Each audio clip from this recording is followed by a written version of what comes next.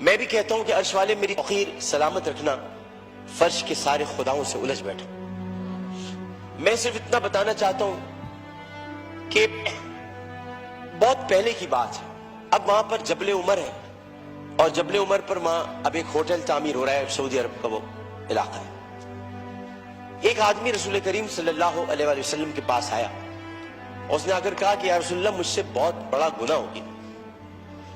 تو آپ نے فرمایا کب ہوا؟ لیکن اسلام لانے سے قبل ہوا۔ آپ نے فرمایا کہ ٹھیک ہے، اب تم اسلام لے آئے ہو، تمہارے سارے گناہ اللہ نے معاف کر دی۔ اس نے کہا میری بات سن لیجئے رسول اللہ، میں آپ سے بات کرنا چاہتا ہوں، اپنے دل کا بوجھ ہل کرنے لگنا چاہتا ہوں۔ آپ نے کہا کہو تم کیا کہنا چاہتے ہو؟ اس نے کہا یا رسول اللہ میری ایک بچی تھی، اور میں اس بچی کو جب وہ 5 سال کی ہوئی تو میں اس بچی کو کہا میں چلو تمہیں جنگل لے کے چلتا ہوں، اور میں اس کو لے کر چلا۔ جناب اسپیکر توجہ چاہوں گا، میں اس کو جنگل لے کر چلا۔ اب میں اس لیے لے کر چلا کیونکہ میری عزت پر حرف آ رہا تھا کہ میرے گھر بچی کو پیدا ہوئی۔ نبی کریم بہت غور سے سن رہے تھے، صحیح بخاری اور صحیح مسلم میں اس حدیث کو بیان کیا، ترمذی شریف میں بہت تفصیل کے ساتھ۔ تو انہوں نے بہت توجہ سے سنا اور کہنے لگا میں جنگل میں لے کے گیا، پھر میں نے ایک گڑھا کھودا۔ گڑھا کھودنے کے بعد میں نے بچی سے کہا اس میں لیٹ جاؤ۔ اچھا جب میں گڑھا کھود رہا تھا تو یا رسول اللہ مجھے ایک بات یاد آئی کہ وہ کھودتے کھودتے مجھے پسینہ آنے لگا، تو اس نے اپنے چھوٹی سی چادر سے میرا پسینہ بھی صاف کیا، اور اس کے بعد میں نے اس بچی کو گڑھے میں ڈال دیا، اور پھر میں نے مٹی ڈالی تو عربی میں اسے مجھ سے کہا، ترجمہ آپ کے سامنے پیش کروں، بابا بابا میں مر جاؤں گی بابا، اور میں نے اس کو مار دیا۔ بہت دیر تک خاموشی حجر رسول میں رہی۔ اس نے دیکھا تو رسول کریم صلی اللہ علیہ وسلم رو رہے تھے۔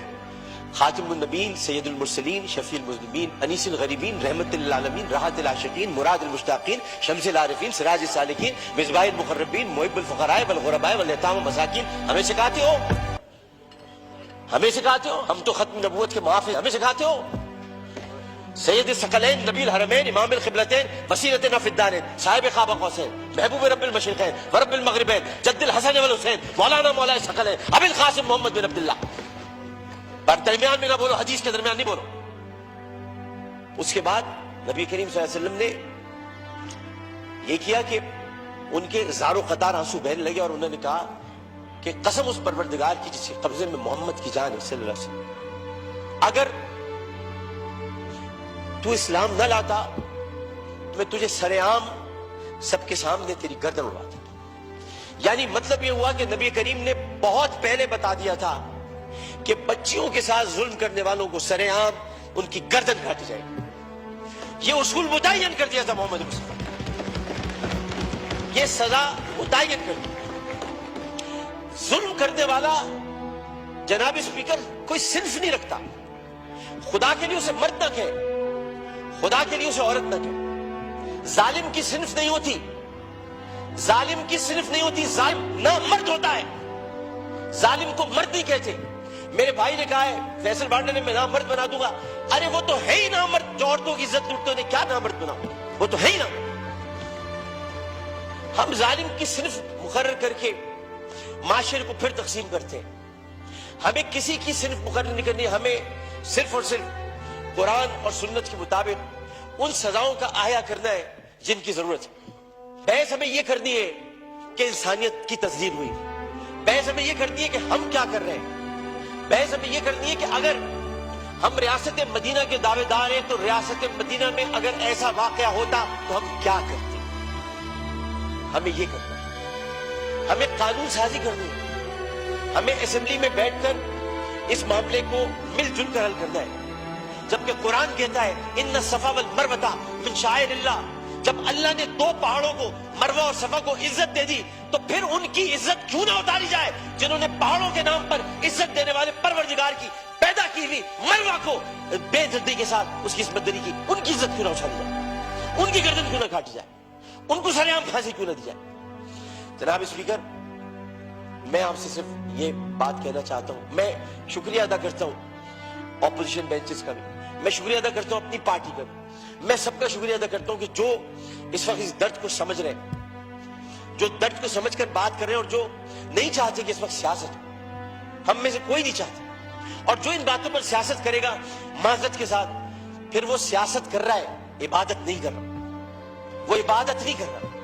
یہ اس وقت عبادت کا مرحلہ ہے, اور عبادت صرف 5 وقت پروردگار کے سامنے سر جھکانے کا نام نہیں ہے. عبادت ظالم و جابر حاکم کے سامنے کلمہ حق کہنا بھی ہے, اور عبادت اپنی جگہ پر رہتے ہوئے جو اللہ تعالیٰ نے قوت گویائی عطا کی ہے, اور 5 سوالات جب حشر میں کیے جائیں گے, کہاں سے کمایا تھا, کیسے کمایا تھا, جوانی کہاں گزاری, بولنے کا علم دیا تو بولے کہ نہیں بولے, ما کنت تقول فی ھذا الرجل, اس رسول کے بارے میں تمہارا کیا خیال ہے, کیا جانتے ہو, اس وقت ہماری زبانیں گم ہو کر نہ رہ جائے. اس لیے ہمیں اپنی اپنی جگہ پر رہتے ہوئے اس کو عبادت سمجھ کر اپنا حق ادا کرنا ہے.